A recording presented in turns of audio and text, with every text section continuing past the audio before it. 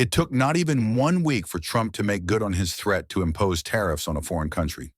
Today, the Trump administration attempted to land a migrant deportation flight in Colombia.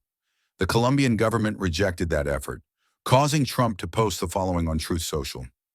I was just informed that 2 repatriation flights from the United States with a large number of illegal criminals were not allowed to land in Colombia.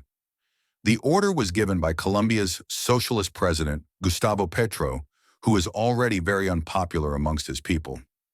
Petro's denial of these flights has jeopardized the national security and public safety of the U.S., so I have directed my administration to immediately take the following urgent and decisive retaliatory measures. Emergency 25% tariffs on all goods coming into the United States. In 1 week, the 25% tariffs will be raised to 50%. A travel ban and immediate visa revocation on the Colombian government officials and all allies and supporters. Visa sanctions on all party members, family members, and supporters of the Colombian government. Enhanced customs and border protection inspections of all Colombian nationals and cargo on national security grounds. Treasury, banking, and financial sanctions to be fully imposed. These measures are just the beginning. We will not allow the Colombian government to violate its legal obligations with regard to the acceptance and return of the criminals they forced into the United States. So 25% tariffs have been imposed on Colombia, expected to double to 50% in a week. And as expected, the president of Colombia wasted no time retaliating himself on behalf of his own country. He took to Twitter, posting a long reply, which is translated to read, in part, "I don't like your oil, Trump. You are going to wipe out the human species because of greed. Maybe one day over a glass of whiskey, which I accept despite my gastritis. We can talk frankly about this.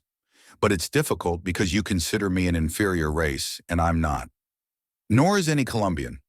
If you know someone who is stubborn, that's me, period. You can try and carry out a coup with your economic strength and your arrogance, like they did with Holland. But I will die in my law. I resisted torture, and I resist you. I don't want slavers next to Colombia. We already had many and we freed ourselves. You will kill me, but I will survive in my people, which is before yours in the Americas.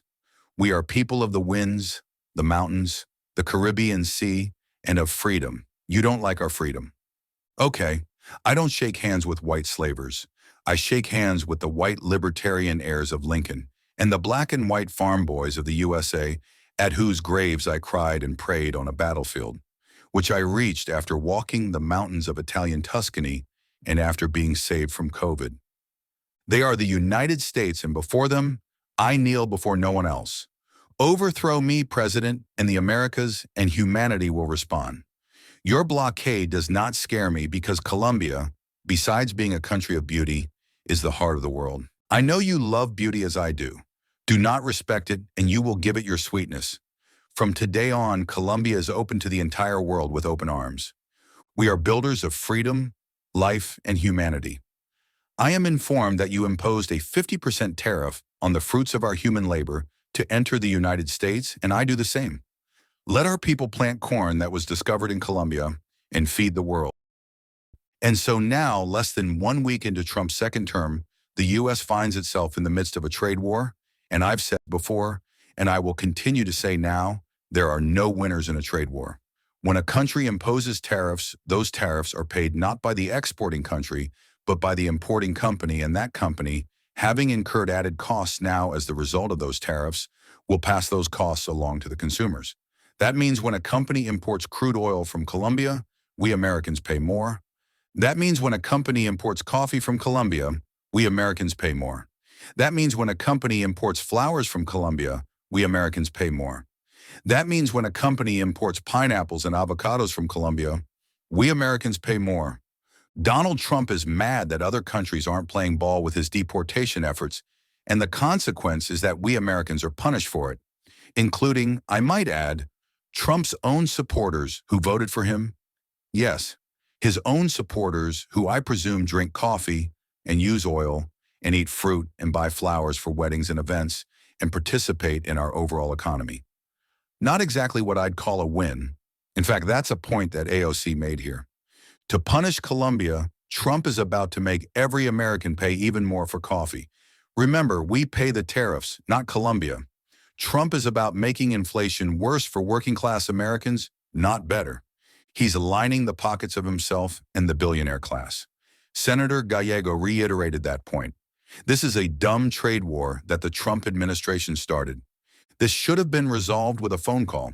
Trump picked a fight with an ally to look strong. FYI, get your orders in now for roses. We import a majority of roses from Colombia.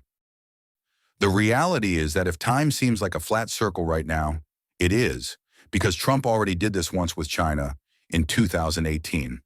According to the Tax Foundation, the Trump administration imposed nearly $80 billion worth of new taxes on Americans by levying tariffs on thousands of products valued at approximately $380 billion in 2018 and 2019, amounting to one of the largest tax increases in decades. I cannot stress this enough. Trade wars have no winners. We will lose here. These countries that Trump is engaging in trade wars with are our allies. Trump can parrot America first until he's blue in the face. But the reality is that we live in a global economy. We rely on other countries to keep our economy running, and yes, to keep costs down. And we are better off cooperating with those other countries than we are at the moment declaring war on them. And that should be a basic concept that even a child could understand. And yet the fact that Trump doesn't really tells you everything you need to know.